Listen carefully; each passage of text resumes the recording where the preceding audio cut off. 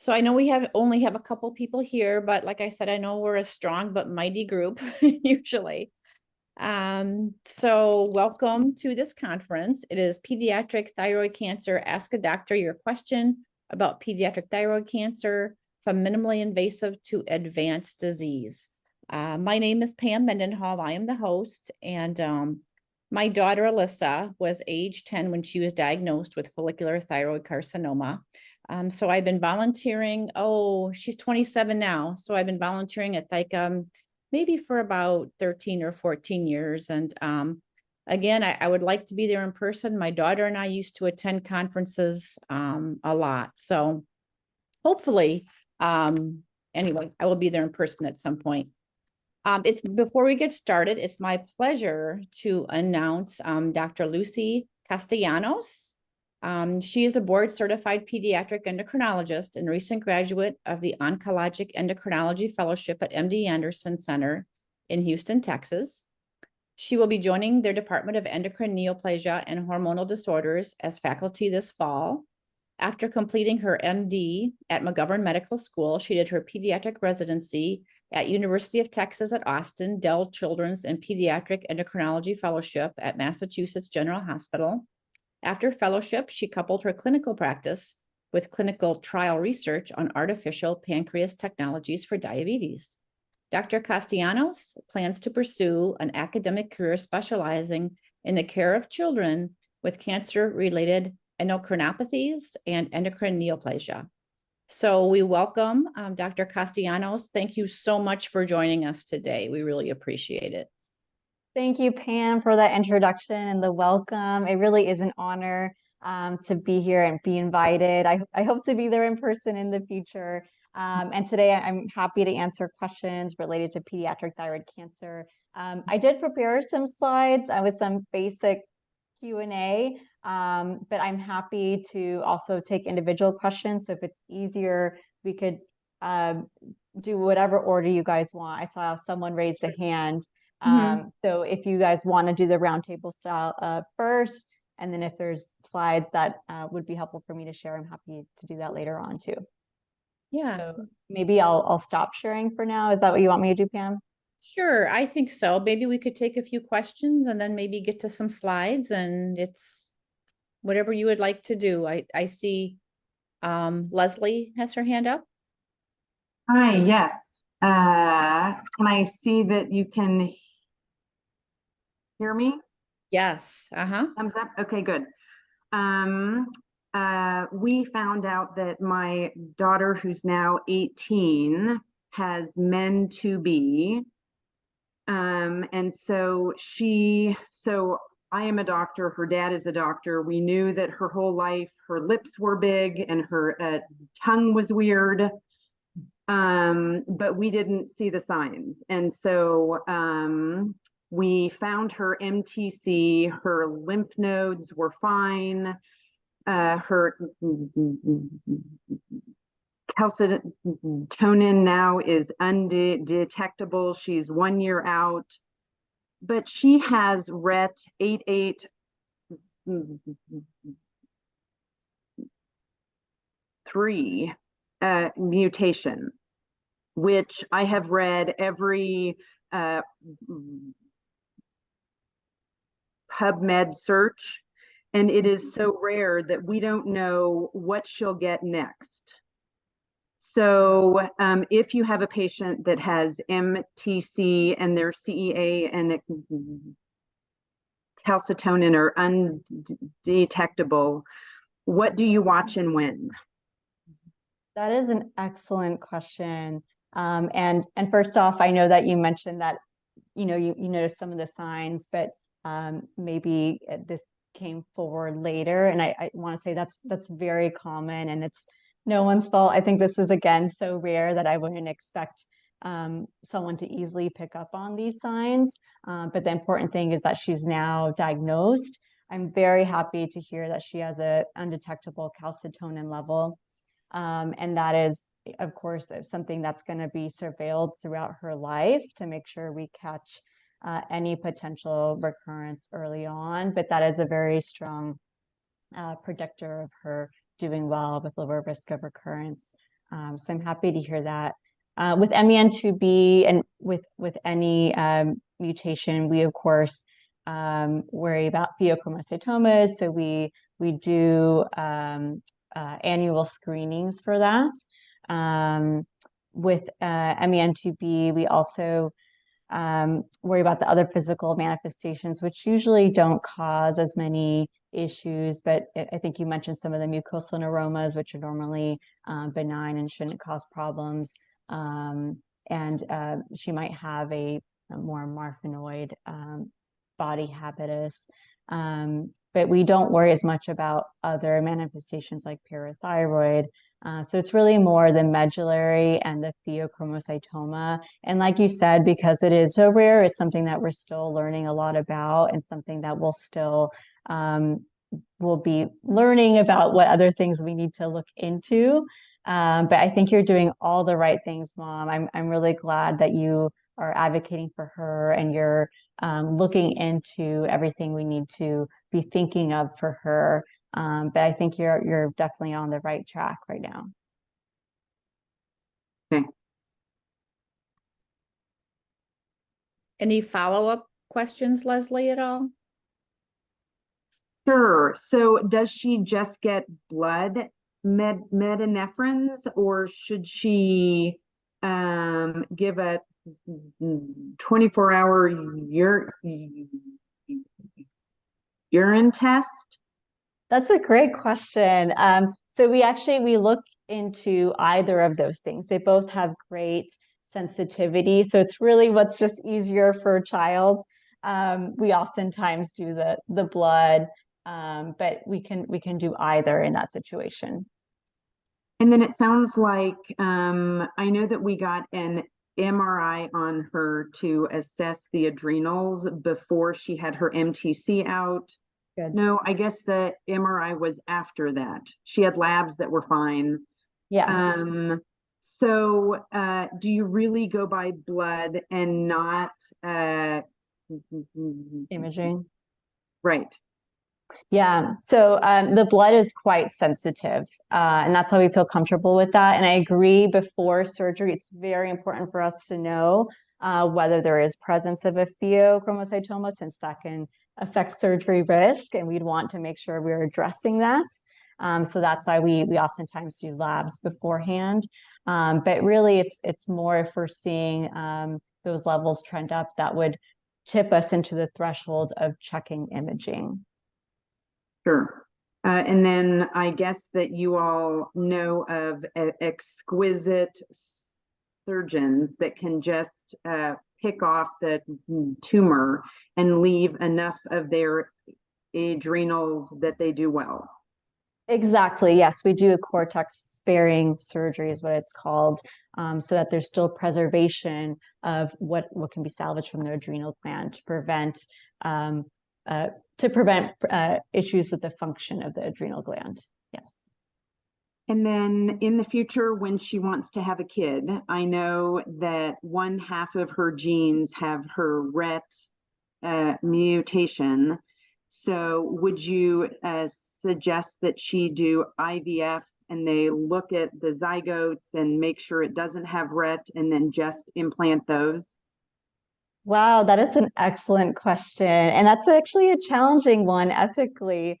But it brings up a lot of good points about how, now that we're able to identify these mutations, and we know about testing for how to select for this, it prompts, yes, that possibility. I think what would be most useful in this situation is speaking to a genetic counselor, to a fertility planner, and come up with a decision that works best for your family and for the medical, and with the medical team giving recommendations on that.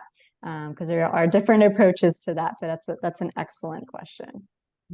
And then if I could just do one last one, it would be if she has her benign neuromas removed from her tongue and the inside of her will they recruit? She thankfully doesn't have them eyelid, gut that we know of, or vagina. But if they're in the mouth, do they recruit? I'm sorry, Mom, you cut in and out a little bit there. Are you asking if the neuroma removal will regrow? Yes. Yes. Okay. So in general, we have not had many patients remove this, and not in my experience. So I'm not sure about the regrowth. Normally it doesn't require treatment. Is this something that's bothersome to her? No, she is fine. Well, I'm her mom, but I think she's really good looking. And when she talks, I don't see her tongue.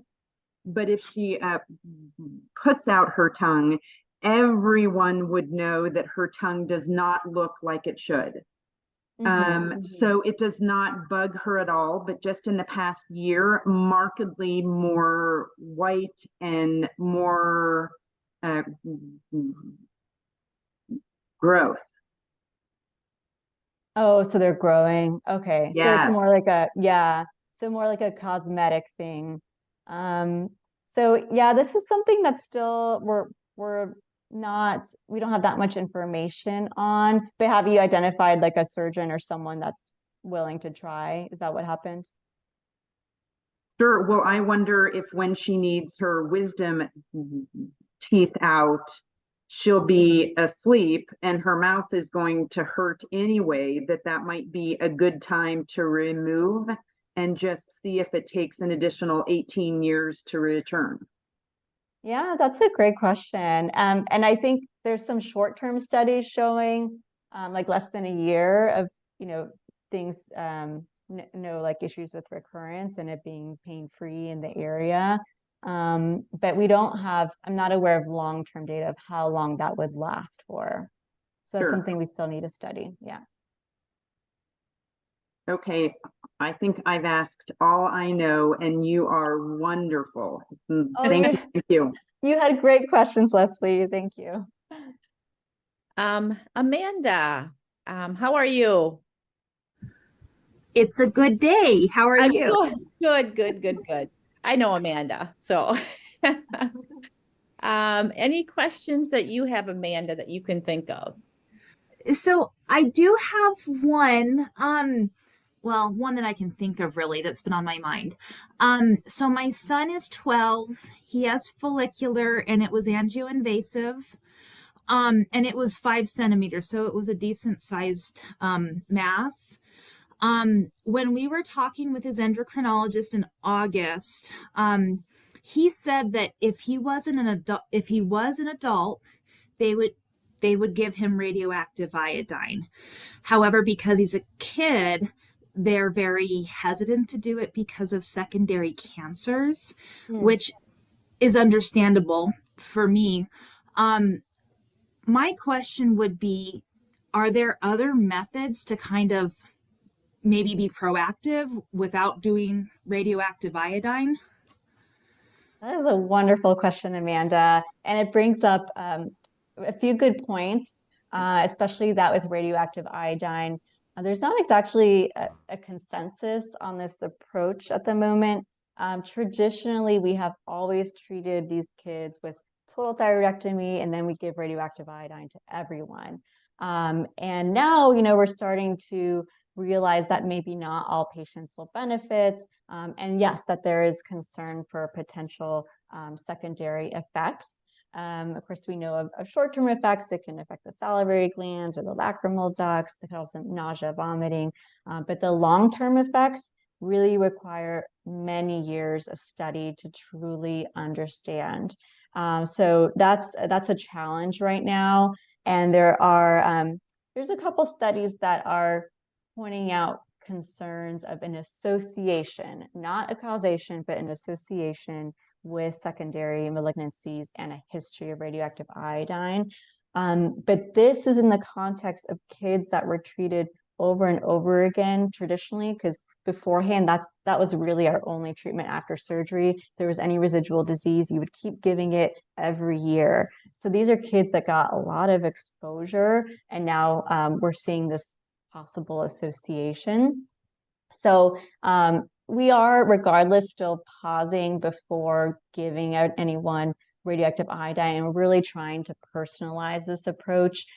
In general, for low risk thyroid cancers, we don't feel strongly about giving it anymore, but it's really more in the intermediate and high risk cancer categories that we are more likely to do at least a diagnostic whole body scan to see if there's any iodine uptake, any residual disease that could benefit from this treatment.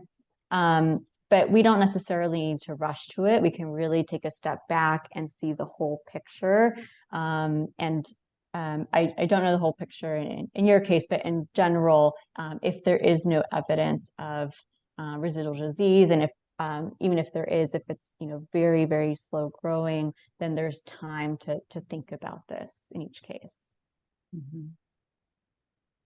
Thank you. Yeah, he's going to have the whole body scan after Christmas. We decided not to do a hormone withdrawal or a low iodine diet during Christmas. But that makes a good plan. No, that makes really good sense. Yeah.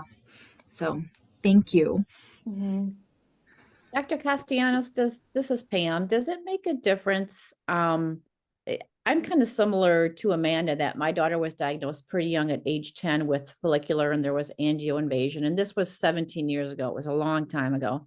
But at the time, they gave a couple reasons for doing the radioactive iodine. And one of them is they saw there was they could see a little bit of a little remnant in her neck that was still left over. Mm-hmm.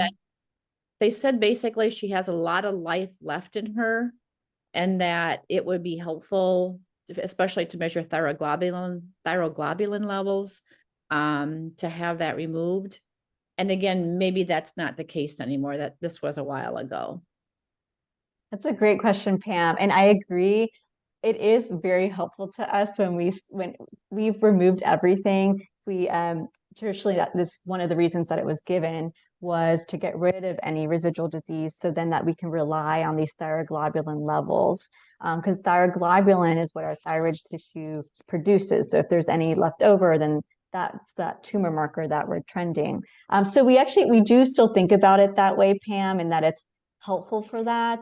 But regardless, even if we don't give it, we can still use thyroglobulin as a marker and as a trend. And we can take into consideration, hey, this kid did not get radioactive iodine, so we need to think about a different threshold for this thyroglobulin in terms of when we think of if their disease status. So it's still very helpful, and we're just now kind of reframing it. This is the kid that got radioactive iodine, this one did not. So our thyroglobulin levels might be a little bit different when we're tracking them. Yep, sounds good. And I know she had a very low dose. It was about 30 millicuries. And we saw, I'm sure you know Dr. Wagasback. We went to see him for a second opinion, and he said that was fine. So we just felt better after his opinion. Yes. And that's a very standard dose for, residual thyroid tissue. Mm-hmm. Sounds good. Mm-hmm. And we have Elvina joining us. Do you have a question? Yes, I do. I'm sorry, I joined late. So Oh, that's okay. No problem.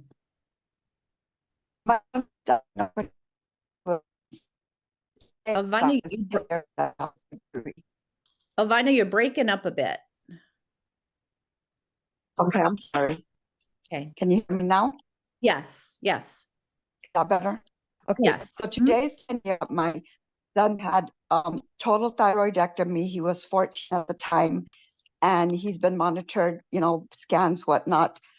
This summer, he did have PET scan, and he had some nodules appear in his lung. And we knew, 10 years ago that it could resurface, whatnot. So the doctor sure that waiting is okay because they're so small. The doctor said, no, I can't go in there and remove them because they're so small. So she repeated it 3 months, which was last Monday. He got results, and it stayed from June to October 2nd. Everything is still stable, and she's good with waiting, again, I've gone through the recession. I say, well, I don't want, if it were up to me, I would have him have pets, you know. It's just the timing, you know, and I guess what I'm asking is like the reassurance that the waiting, it's slow growing, you know, it's okay. They're monitoring him. If he has symptoms, definitely go in. She is going to check with the nuclear board to see if he's you know, if they would like to do giving him the thyrogen injections and doing the, you know, the iodine again to see. So I guess I really don't have a question more than just reassurance that the waiting is okay. That's an excellent question. And yes, you were cutting in and out, but thank you for summarizing that at the end. I'm sorry.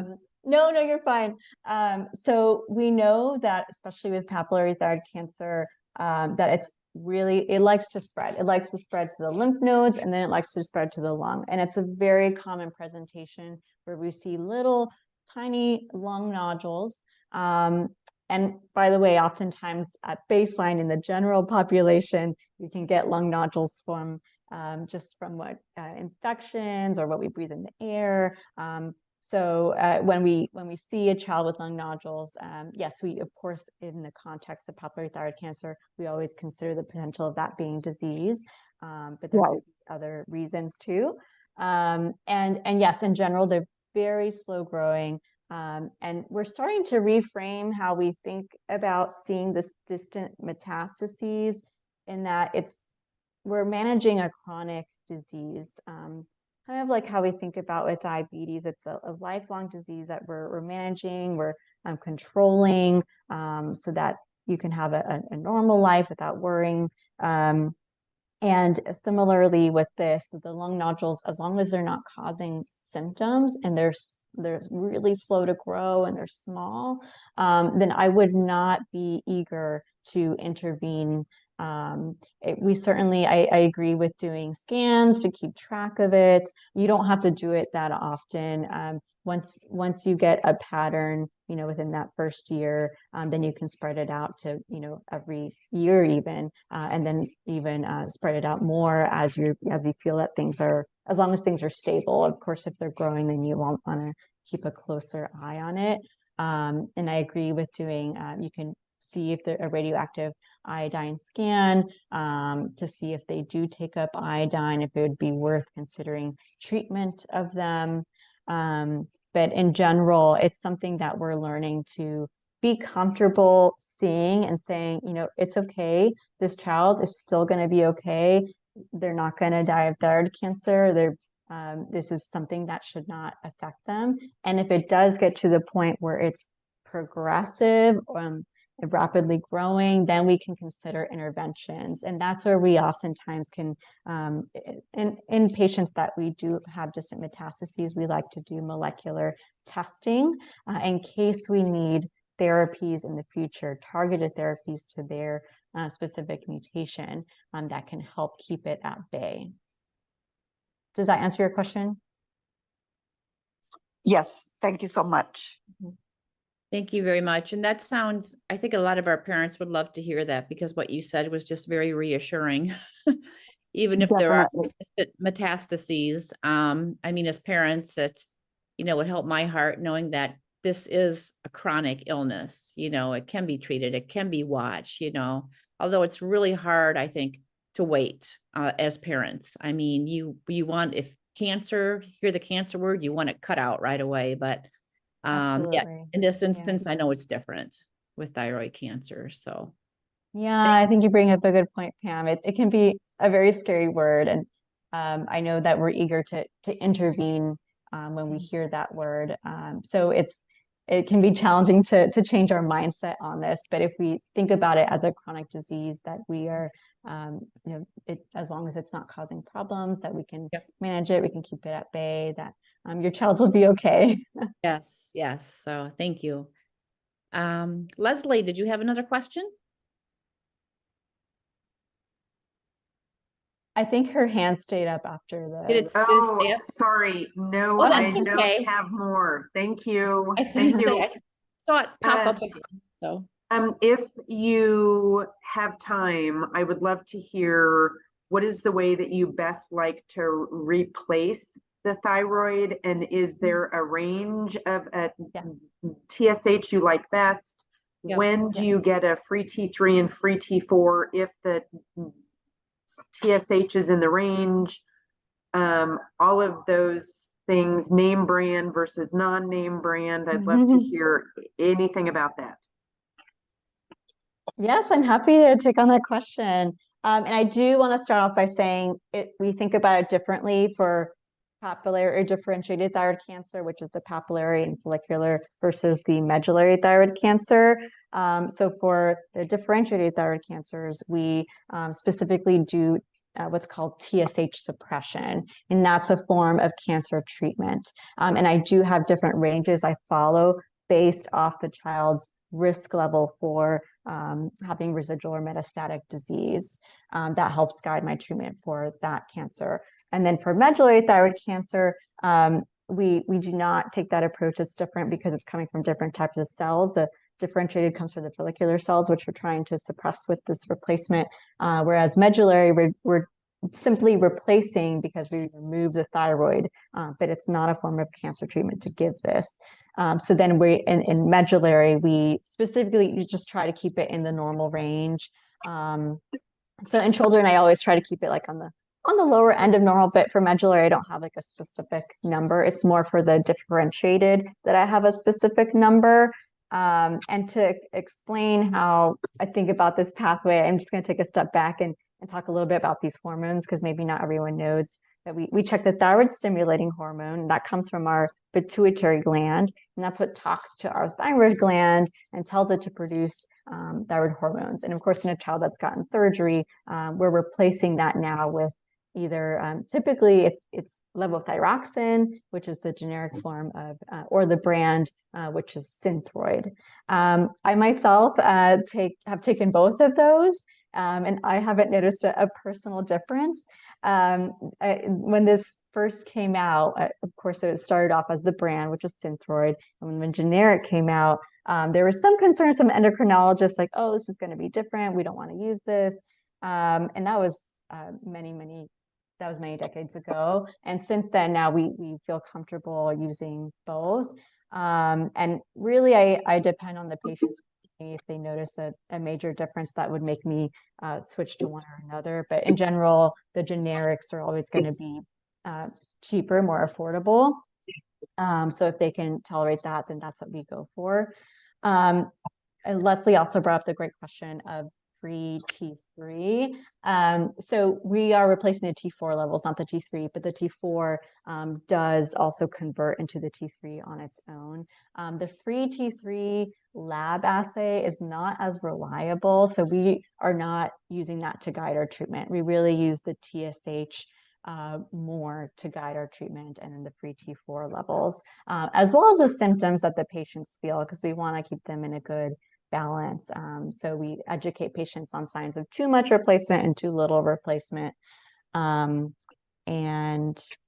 yeah, I hope that answers your question, Leslie. Was there any other part of that you wanted me to address? I have a quick question, and well, maybe it's not so quick, but just wondering your thoughts on, and I know our family is very unique. I know you're not a geneticist. My kids both have a P10 deletion as well as a Dicer 1. They actually have both. And so right now we're kind of trying to determine which is the cause of the thyroid cancer. My oldest had thyroid cancer at 10, and my youngest at age 6 had a thyroid nodule, which was a 2 centimeters. So, and my husband, of course, had thyroid issues. He carries the same mutations. So right now, I guess we were trying to maybe do some additional testing, maybe on the tissue, to determine what caused it, if there's like that second hit there. So I don't know if you have any comments on that or not. Again, I know you're not a geneticist. Yeah, no, that's a great question. And I think it brings up a good point about the familial component of these thyroid cancers. And of course, with medullary, we often think about familial and checking for the RUNT mutation. When we think of non-medullary familial, oftentimes, yes, we think of DICER1 and we think of P10, and there's not really good genetic tests for other familial variants. But just in general, DICER1 is associated more with a multinodular goiter type presentation, and P10 can be associated with other manifestations that can affect the breast and colon. So we are oftentimes thinking about just the other components of the presentation that might make us think of that specific type of mutation. But yes, when it comes to that, your specific case, it's hard to comment on what exactly is happening there. But I'm glad that you guys have gotten testing and that you're getting that information for your family, so you know for the future what to expect, because we want to be prepared and make sure we're doing any kind of surveillance that we need to.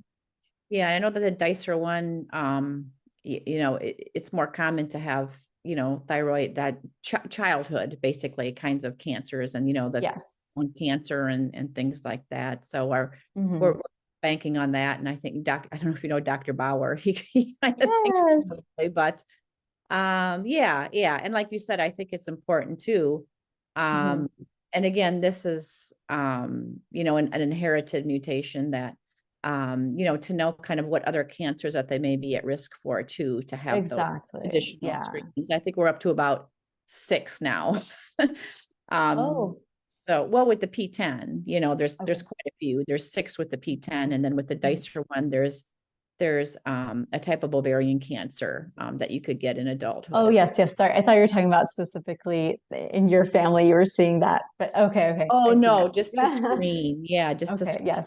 But anyway. Yes, I totally agree. I think that's so important. And I think another good point, and I'm sure you've reviewed this before, but just for the rest of the audience, is that when we see it in the setting of DICER1, it tends to be a lower risk thyroid cancer, which is more reassuring. But yes, we think about the lungs as well, and the ovaries, like you mentioned. So it's very important to be connected to a genetic counselor in those situations. Yep. So thank you. Any other questions anybody has before? Otherwise, Dr. Castellanos could do her slides if you'd like. I was going to quickly ask, if we're on the talk of all this genetic stuff, which I don't understand too much of, but have you ever heard of the TM4SF1 with thyroid cancer? I'm not familiar with this one. I don't think I've had experience with that. Yeah, our doctor a little bit was more about it.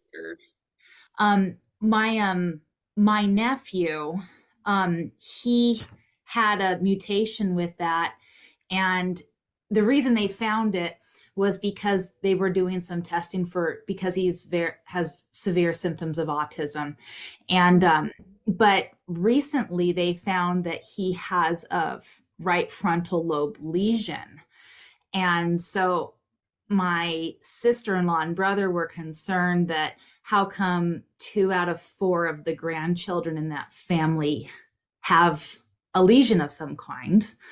And so she was wondering, might be worth asking if anyone's heard of it, but I know our doctor wasn't either. So I guess, who knows? Yeah, and I think that points out, Amanda, something important, that we're still learning about a lot of genetic mutations that can contribute to thyroid manifestations, and the list is growing longer and longer. So there's still a lot we have to learn in this area. I bet. Yeah. Yes. But yes, especially as we advance the technology and we're actually able to test for these things, that will help guide us. But yes, we'll have to learn after we identify these mutations what the consequences are of those mutations. Yeah, and I think when we originally started on this journey 17 years ago, they found the P10 mutation, and it wasn't, and they thought that was the cause. And it wasn't until 3 years ago, it was during COVID, that we did like an in vitro genetic multi-cancer genetic screening test, that they found the DICER1. Well, I don't think they knew about the DICER1 way back when we started this. So, they're always, I think, finding new mutations, and I sometimes think things are more genetic and hereditary than we think. They just haven't found what caused them yet. Yeah, that's a good point, especially because with the other components of familial thyroid cancer, where we're just relying on that clinical finding of having other direct family members that have that history, Yeah. but not necessarily knowing what to test for in that situation, Mhm. speaks to your point, Pam. Yeah. And Leslie, you have a question, right? Yes, I am Okay. on the West Coast, and so we were seen at Stanford. They did an exquisite job. In a half day. We met with a geneticist, genetic counselor, and this totally badass chief of head and neck oncology surgery. I mean, wham, bam, done in a half day. We knew what this was. But they said that whenever you have an offspring, they have 100 gene mutations that the mom and dad don't have.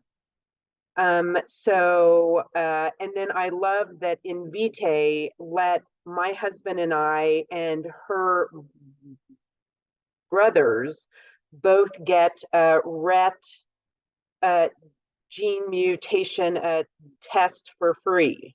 Yes. And we four kind of thought we didn't have it because she was old to not be dead, because most have metastatic MTC by like age 8 to 10. And her neck was small. And so anyway, so we four don't have it, but I really thought that it was interesting how one gene mutation can affect so much and maybe not affect the rest of them in the family. Yeah, Done. that's a great point, Leslie. Oh, sorry, were you saying something? Done. Yes, and that's what's so nice about having this genetic testing now available. It can provide a lot of reassurance to other family members. But it is interesting that, yes, we can see different types of clinical presentations despite that. So again, another area that we need to explore and better understand.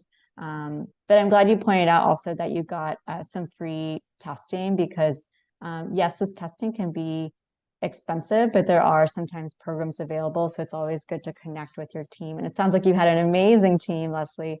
I agree with that approach. Multidisciplinary is always a great way to see a patient where you can really try to see everyone on the same day rather than having to come back on separate days and your team's all talking to each other. So it sounds like they took a great approach. And I'm glad you had specifically a head and neck surgeon, because sometimes there's been situations where I've seen that it's general surgeons or someone that doesn't have that expertise with the thyroid. And I want to bring this up and highlight it because it is so important. And I know a lot of you guys know this, but for those that may be newer, that first surgery is so important, so critical. And it's really important to make sure that you have a surgeon who is specialized in the head and neck area, but also is comfortable with seeing pediatrics. And it's always okay to ask questions of that surgeon and make sure that they have a high volume or multiple surgeries per year with the thyroid and with pediatrics. Yes. Thank you. It's an excellent point. I'm kind of with you, Leslie, about the Invitae. My husband tested positive for 3 mutations, and they tested my kids for free. So I was very impressed with that because it can be expensive, but it was also explained to us, you were talking about it affecting people differently, that a lot depends on the penetrance, I think, of kind of the genes. We saw Dr. Ng, who's kind of the P10 guru at the Cleveland Clinic, and she kind of explained some of those things. But, because my husband was 40 some, he did not have thyroid cancer, and yet my daughter had it at 10. So, I mean, I think there's just a lot of individuality that goes into that. So, any other questions anybody has before we get started? If you want to do your slideshow, Dr. Castellanos, I'm sure we have 15 minutes left. We would appreciate that. Oh, so- absolutely. And I'm going to try to condense it because I do want to honor your time. So give me just a moment. I'm going to. And feel free, everybody, to chime in during her slide presentation. If you think of something, you think of a question, or her slide sparks a question, feel free to just chime in. Absolutely, yes. So just going to review some common questions. And particularly, this is more focused on papillary thyroid cancer, just because this is the more common type we see. But again, happy to take any questions from other types of cancers throughout this. No disclosures. So just a brief overview of papillary thyroid cancer, which I'm going to abbreviate PTC, and then talk a little bit about the management, the surveillance, and the distant metastases management. And here are my objectives, which go along with the outline I just showed. So first, just want to talk about the thyroid. This is a small butterfly-shaped gland. It's in the front of your neck. It makes thyroid hormones that regulate your body's metabolism, growth, development. And there's two main parts of this. So the two halves are the lobes. And in the middle of that is the isthmus. And then your thyroid is made of thyroid follicle cells, which are these also called thyrocytes. And that creates and stores your thyroid hormones, which is your T3 and T4 hormones. And then you have the C cells, also called parafollicular cells. And that helps secrete calcitonin, and that helps regulate calcium levels, which it decreases calcium levels as we need in the body. And papillary thyroid cancer is the most common endocrine malignancy in pediatrics and in adults. So adults, it's 80 to 85% of thyroid cancers. And in pediatrics, which I'm also going to abbreviate PEDS or PD, PTC is greater than 90% of thyroid cancers. And this arises from the thyroid follicular cells. Usually presents as a painless thyroid nodule, though there can be some compressive symptoms, and most commonly sporadic. But yes, again, we're learning more about the familial component. And when we see a suspicious thyroid nodule, we get those baseline thyroid function tests, we get the ultrasound head and neck. And I point this out because it's not just the thyroid we want to get the whole neck and see the lymph nodes and see if there's any other areas of involvement. And the ultrasound works by using sound waves to produce these images that we see. And then we do a fine needle biopsy, which removes a small sample of tissue through a needle. And it's overall a pretty safe procedure. It's risk of bleeding, infection, and pain, but we tried to use, of course, local anesthesia to help mitigate that. Can I ask and we a don't. quick question about the FNA? Yes, I'm curious. With follicular thyroid cancer, I know my daughter's biopsy was negative. And then I was told that it probably would not pick up on follicular carcinoma just because the criteria of having to have those cells outside of the nodule. Yes. Okay. Yes, that's a great question. With follicular, that can be challenging. Oftentimes, when we biopsy, they can be in the indeterminate category rather than in that malignancy category. And we won't know until we take it out how much it's spread. And that really is the definition of a cancer if it's spread outside of its normal tissues. Right. So that brings up a really good point, Pam, that yes, oftentimes they won't. There's different categories that they can fall into after the fine needle biopsy, and we have to think about that risk of malignancy, even if it is in the indeterminate category, and that might tip us over into surgery, regardless, even if it's in that category. Yeah, and hers even came back benign, so they wow, yeah, they were questioning me for even doing the surgery, but anyway. Interesting, very interesting. Okay, thank you. Yep. And we don't know why children get this necessarily, but we do understand that it's a change in the thyroid DNA, and that allows the cells to survive and continue to replicate. And after we identify the thyroid cancer, how do we approach the management, specifically in papillary thyroid cancer? So the adults have had evidence-based guidelines for many years, and really the first effort to standardize this for pediatrics was with the 2015 American Thyroid Association guidelines. That was mostly made from expert opinion and based on few pediatric data and more adult data. So I'm talking more about these guidelines today, but there is a revision in the works, as many of you may know. So I do anticipate some changes to this. And I also want to preface this by saying that there is a lot of different approaches to managing these patients. And so I'm going to present not necessarily the only way to manage them, but there's a lot of gray zones, and we're learning more about management. But the principles of management include surgery, especially for localized regional disease, radioactive iodine, and more recently considering systemic therapy for progressive disease that's not amenable to management by other means, and which is rarely needed. And we know that the best hope for cure for the thyroid cancer is with that initial surgery. And the current ATA recommendations for the thyroid cancer is total thyroidectomy. This is based on potentially bilateral disease in pediatric differentiated thyroid cancer, and the ability of total thyroidectomy to reduce the risk of recurrence and facilitate use of radioactive iodine. But we do now consider, or in some institutions, we consider lobectomy in patients if the disease is confined to one side without evidence of spread to another lobe or to lymph nodes. But this is a case-by-case basis, and we're still learning more about this. But we know, again, in terms of surgery, that it's really important for this to be done by an expert, someone that has a lot of these surgeries per year. And once you've had your surgery, your tissue is sent over to the pathology team, and the next step is staging the cancer. So for postoperative staging, we use the AJCC, that's the American Joint Committee on Cancer TNM system, and that describes the amount of spread of cancer in the patient. So that takes into account age, tumor, lymph node, and metastases to determine the staging. And it is important to note that in pediatrics, you only can reach stage 1 or stage 2 for papillary thyroid cancer specifically, which is different for other types of cancers. So it kind of highlights that there is excellent prognosis of this. And while we're speaking of that, I want to mention that survival is excellent in pediatrics, especially in that localized disease. This lowest value that we're starting here from is the 90% overall survival. And overall disease-specific survival is 99% for 30 years, regardless of the tumor size or procedure. So we have excellent survival.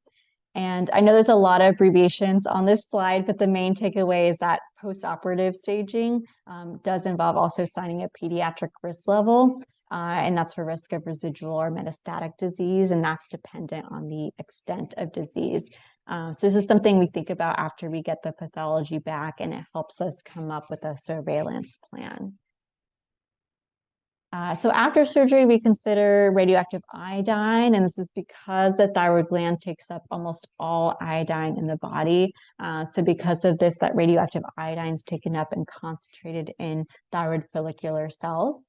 And this has been used for papillary and follicular thyroid cancer since the 1940s. It's not effective in medullary since it's not going to the C cells. And we consider this more for intermediate or high-risk disease.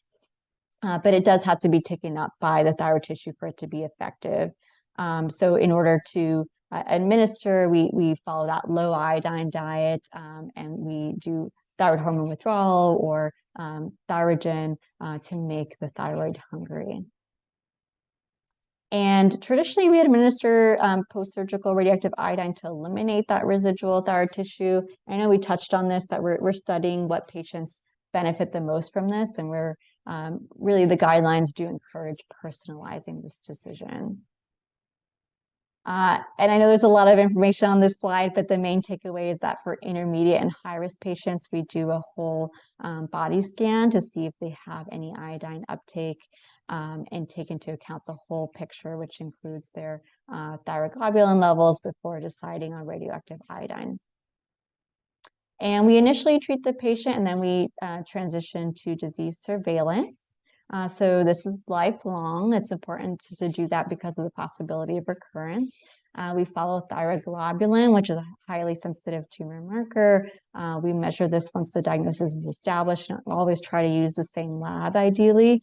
And we also check the anti-thyroid globulin antibodies since they're present if they're present, then we know that the thyroglobulin value is unreliable. And it is oftentimes present. We see it in up to 40% of our patients, but it can still be useful as a trend. So we would follow it regardless. Can I ask you a And quick question yes. about thyroglobulin and just the assays? I know, and again, my daughter had this quite a while ago. We used to have to take her off of her medication to get like the unsuppressed thyroglobulin levels. Yes. And Yes. now I'm not sure if the assays are that much more sensitive that they're recommending maybe kids don't have to be taken off. That's an excellent question, Pam. And yeah, it shows how it's still relatively new. It's not till like the 80s or so that we started using these assays. And yes, that can be useful when they come off to get what's called a stimulated thyroglobulin level. But we don't really do that anymore. We don't make kids come off. We just check it routinely when they're coming in to see us. And we take into account that thyroid stimulating hormone level, because if that's more elevated, that can drive that thyroglobulin level higher. But yeah, we don't make them come off unless we're doing the whole body scan. At that point, then yes, we would be getting that stimulated thyroglobulin level because they're coming off the levothyroxine, or they're getting thyrogen to drive that TSH up, which would drive the thyroglobulin up. Excellent Okay, question. interesting. Thank you. And then regarding TSH suppression, I'm going to talk about that a little bit more, but that is a form of cancer treatment. And we do want to take into account the psychosocial features, which it's important to plug children into different resources like social work. And I'm glad that you have ThyCa, for example, support groups where adolescents can come together and talk about their diagnoses. And of course, ultrasound also helps us identify any potential structural disease. So talking about TSH suppression, I know we mentioned this earlier in our chat, but I do want to say this actually came about from studying children. It was a surgeon who studied 2 cases of children that had pulmonary metastases, and they shrunk when he gave them thyroid hormone replacement and suppression. So yeah, again, it's a form of cancer treatment. So it's very important for children to take their medicine. And we do follow different levels of suppression depending on their risk level.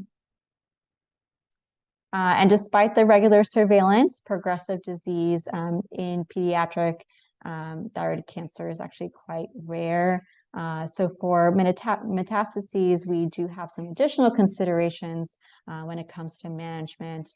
And again, metastases are more common in pediatrics than in adults. We often, like 50 to 75% develop these lymph node metastases, and up to 5 to 16% or so develop lung metastases. But it's rare to see metastases to the brain or the bone.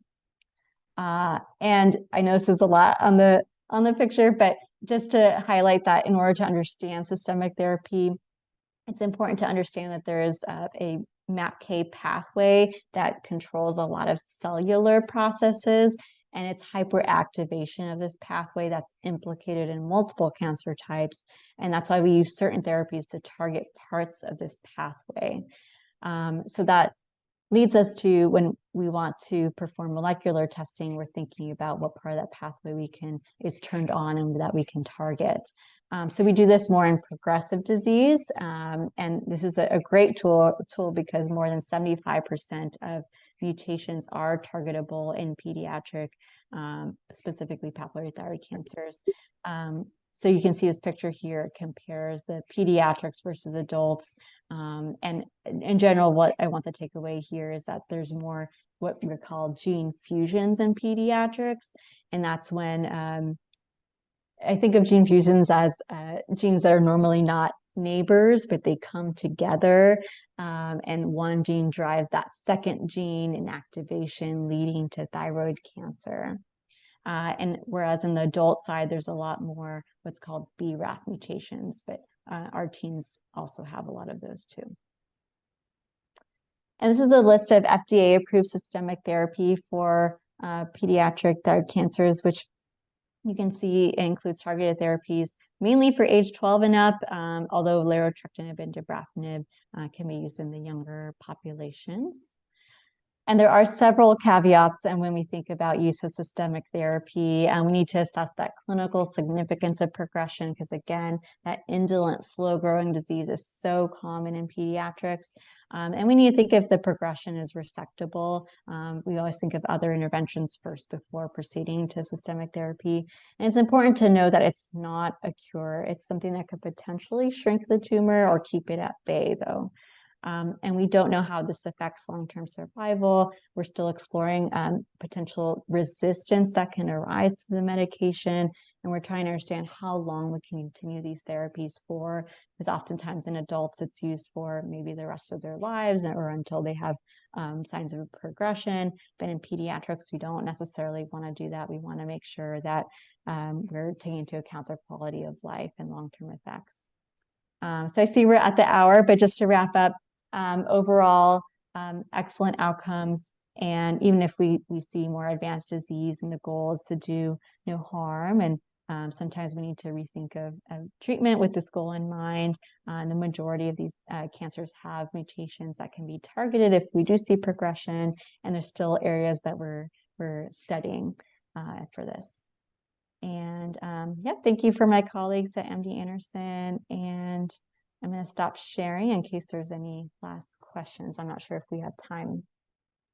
Yeah, and thank you so much for mentioning too the psychosocial aspect. And I'll throw out there and put a plug in that ThyCa does have a support group. I'm the moderator for that support group for parents or caregivers of children who are diagnosed with thyroid cancer. So again, we have that support out there if you need that.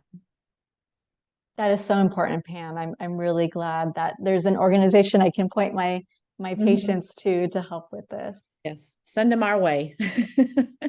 We welcome everybody. So thank you again for your time, sharing your knowledge, and also for all that you do for our kids.